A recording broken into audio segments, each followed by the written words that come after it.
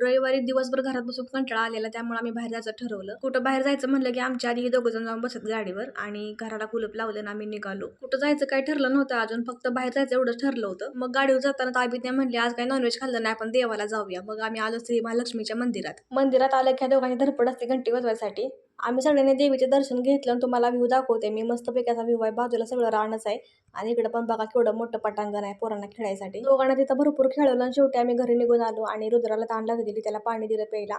नंतर पाणी पिलं गेले, चिप्स घेऊन आला खायसाठी. मला अजून स्वयंपाक करायचा होता म्हणून दोघांना चिप्स देऊन मी गप्प बसवलं, म्हणजे खाईपर्यंत गप्प बसते दोघं जण. आज स्वयंपाकात फक्त मी डाळ आणि आमटी करणार होते, तर मी त्यासाठी लसूण सोलाय घेतलाय. कुकर पण लावला होता मी.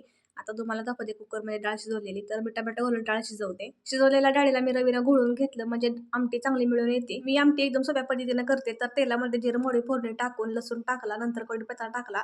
कढीपत्ता चांगला भाजला की चटणी टाकली आणि डाळ टाकून ते उकळून घेतलं आणि वरून कोथिंबीर टाकली. आता इकडे आमटी तयार झाली आहे, आम्ही जेवायला बसलेलो आहे. तर सगळ्यांनी या डाळ आमटी खायला. भेटू पुढच्या व्हिडिओमध्ये, तोपर्यंत बाय बाय.